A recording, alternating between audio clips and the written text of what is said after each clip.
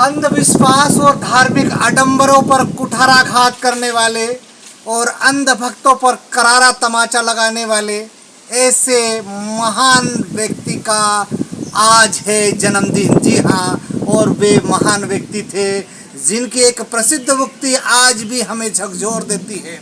और जो व्यक्ति अभिमान करता है और बताना चाहता है कि वो सबसे बड़ा है, उससे बड़ा ना कोई, तो ऐसे कबीरदास जी थे। और उन्होंने कहा था कि बड़ा हुआ सो क्या हुआ, जैसे पेड़ खजूर, पंछी को छाया नहीं, फल लागे अति दूर। तो इस प्रकार अभिमानी व्यक्ति पर उन्होंने एक करारा तमाचा मारा और जो धार्मिक आडंबरों को लेकर, अंधविश्वास को लेकर अपने आप को ये साबित करना चाहते हैं कि वे ईश्वर के दूत है या वे स्वयं भगवान के अवतार है। लेकिन सबसे बड़ा यदि कोई इंसान है और इंसानियत है, वो है धर्म। यदि है तो वो है मानवता का धर्म। और ऐसे मानवता के धर्म को जन जन तक अपनी वाणी से पहुंचाने वाले संत कबीरदास जी को चरण स्पर्श करता है मुखनायक। अभिवादन स्वीकार कीजिए बालकृष्ण बाविस्कर का। और मैं बताना चाहता हूँ कि किस प्रकार से उन्होंने हर ऐसे आडंबरों पर, हर अंधविश्वास पर और हर ऐसे व्यक्तित्व और ऐसे काम करने वाले जिन्होंने धर्म की आड़ में बड़े बड़े धंधे बना रखे हैं और धर्म की आड़ में लोगों को मानसिक रूप से गुलाम बनाते हैं और उनका मानसिक कहे या आर्थिक कहे या सामाजिक कहे, इस प्रकार का शोषण करते थे। उन्होंने किसी भी धर्म की उन बात को बिल्कुल नकार दिया था और उन्होंने कहा था कि मानवता ही सर्वोच्च धर्म है। और उसे ऐसी कई मिसाल उन्होंने पैदा कर दी थी। उन्होंने ये कहा था कि कई लोग ये कहते हैं कि मरणोपरांत स्वर्ग को प्राप्त होगे, मरणोपरांत कर्म के आधार पर नरक को प्राप्त होगे, या फिर विभिन्न धर्मों के शब्दों में जिनके ये शब्द कहे जाते हैं कि वे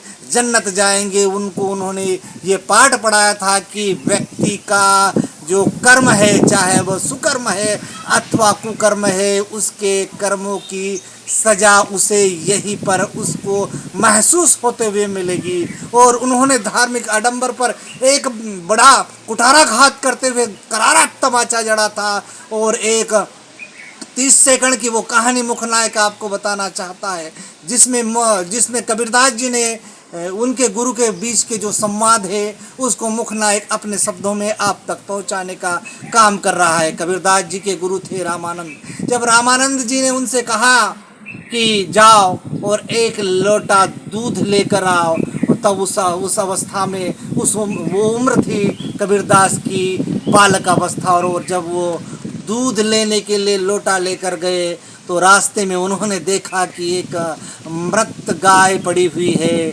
तो उन्होंने सोचा कि उस मृत गाय से दूध कैसे लाया जाएगा। तब वो बालक ही थे और वो गए और कहीं से हरी घास तोड़कर लाए और उन्होंने कहा, उस गाय के सामने रख दिया और बैठे रहे। अंत तक वह संध्या काल हो गया, शाम हो गई।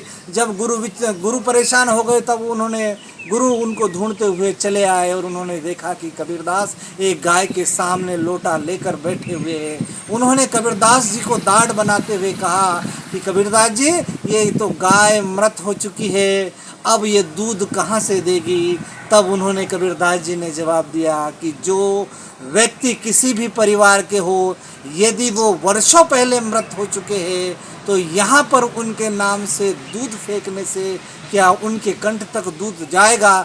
तो इस प्रकार ही बचपन की अवस्था में ही उन्होंने मानवता का और जागरूकता का, धार्मिक जो अंधविश्वास था उस पर उन्होंने कुठाराघात किया था। तो इस प्रकार कबीरदास जी के ऐसे कई प्रसंग हैं जो मुखनायक आपको एक समय आने पर विस्तृत रूप से एक श्रृंखला जारी करते हुए बताएगा।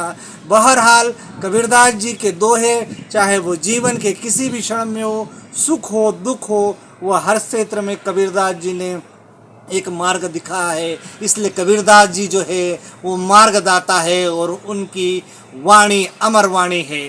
जहाँ तक मुखनायक का संदर्भ है, मुखनायक आपको बता देना चाहता है कि जो मुखनायक आपके सामने है। जो मुखनायक चैनल हम लोगों ने बनाया है, मैंने जो बनाया है, वो परम पूज्य बाबा साहब भीमराव अम्बेडकर ने 31 जनवरी 1920 को प्रारंभ किया था।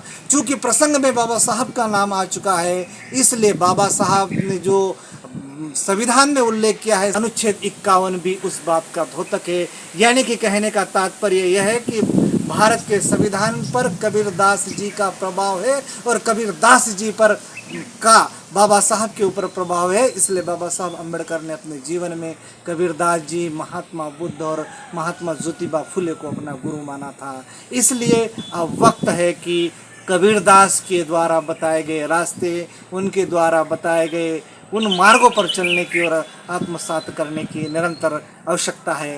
यही अपील करते हुए पुनः कबीरदास जी के चरण में सत सत नमन करता है मुखनायक। नमस्कार।